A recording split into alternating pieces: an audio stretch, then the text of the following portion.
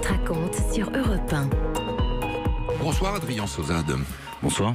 Vous êtes membre d'une association qui s'appelle le Cercle du Coin et vous êtes un spécialiste de cette monnaie qu'on appelle le Bitcoin, qui pèse chaque jour un peu plus lourd dans l'économie mondiale et qui fait en ce moment l'objet d'une spéculation absolument hallucinante, puisqu'on apprend que la valeur du Bitcoin a été multipliée par 2000 en 5 ans. Sauf que il va falloir que vous fassiez œuvre de pédagogie, parce que je fais le pari que 90% des gens qui nous écoutent ne savent absolument pas de quoi il s'agit. Et moi-même, je fais pas le malin. Voilà, comme ça, on joue franc jeu. Le Bitcoin, c'est donc on appelle ça une crypto-monnaie, ça ne dit rien, hein, une fois qu'on l'a dit. C'est une monnaie de l'Internet, en fait. C'est la monnaie des gens qui vendent et qui achètent sur Internet. Pas que. Pas que. Alors, pour bien comprendre le Bitcoin, déjà, il faut comprendre un petit peu Internet et ce qu'Internet a apporté au monde. Internet, lorsqu'on a mis en place Internet, on a donné cette capacité à tout un chacun de transférer de l'information de façon complètement libre, indépendante des États, et on a offert cet outil au monde entier. Voilà. Cependant, sur Internet, vous avez un problème. Si vous voulez envoyer quelque chose, quand vous envoyez une information, je la possède, vous la possédez. Oui.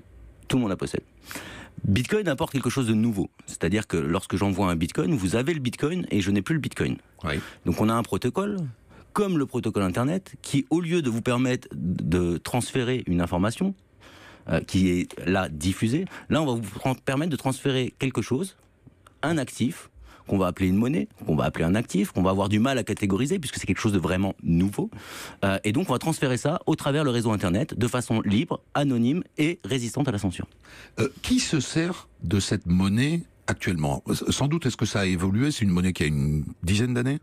Alors, la première publication qui a commencé à parler de Bitcoin, à exposer ce que ça pouvait être, a été publiée en août 2008. Et le logiciel a été publié juste après, en janvier 2009, où a été ce qu'on appelle miné, le premier bloc, c'est-à-dire lancer les premiers échanges et le début de cette création d'unité. Alors, qui paye avec cette monnaie aujourd'hui?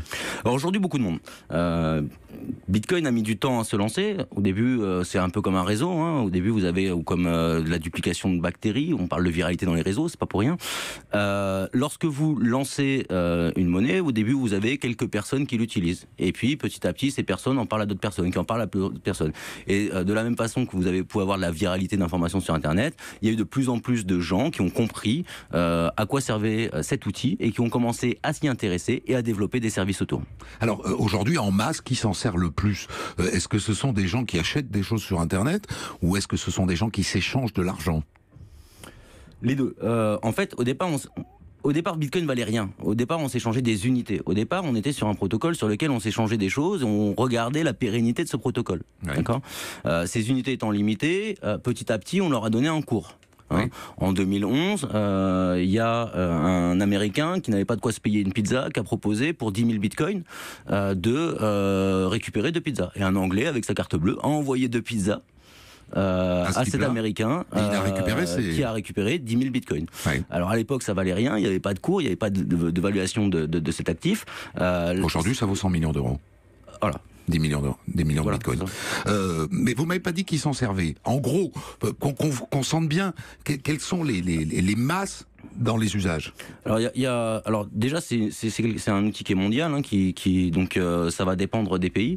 En France, on a une grosse communauté. On estime à entre 100 et 200 000 personnes qui utilisent le Bitcoin, plus les gens qui en possèdent. Pour rémunérer quoi? Pour rémunérer quoi?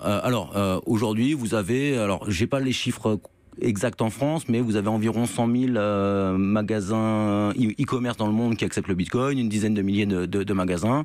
Ce soir, on va fêter les 10 000 euros au Sauce Bar, qui est un bar qui accepte les Bitcoins à Paris. Voilà. Donc on peut rémunérer ces choses-là, mais la majorité des gens qui utilisent le Bitcoin l'utilisent pour acheter des pizzas et se payer un coup à boire, ou pour stocker de la valeur, ou pour l'échanger, ou pour... Après, le Bitcoin n'est qu'une première version d'un protocole. Après, il y a beaucoup de gens qui ont essayé de recopier ce protocole, de le modifier, de l'améliorer. Et donc aujourd'hui, vous avez une espèce d'innovation sur Internet de ces, on va dire de ces monnaies, même si je pense que c'est beaucoup plus de monnaies. Il y en a d'autres que le Bitcoin. Il y a beaucoup d'autres. Il y a 1200 aujourd'hui. Actuellement, il y a, sorti du top 20, il n'y a plus grand-chose, mais il y a 1200 monnaies, si on peut l'appeler ça comme ça, qui s'échangent aujourd'hui sur Internet, qui chacune ont leur cours, qu'on va... Alors justement, cette question de cours. Un Bitcoin valait 5 $ en 2012. Aujourd'hui, il faut 10 000 $, puisque c'est ça le cap qu'on a franchi aujourd'hui. Et ça justifie que je vous demande de nous donner cette leçon. Qu'est-ce qui fait que la valeur du Bitcoin a changé ? Disons qu'aujourd'hui, donc le cours du Bitcoin, déjà il y a plusieurs intérêts. Au début, le cours était très calme. Par la suite, il y a eu un premier événement, qui est notoire dans l'histoire de Bitcoin, c'est l'interdiction, enfin la coupure, pardon, des comptes en banque de WikiLeaks et des comptes PayPal de WikiLeaks par le gouvernement américain. Oui. Donc WikiLeaks n'avait plus accès à aucune source de financement. WikiLeaks a commencé à accepter le Bitcoin. Oui. D'accord.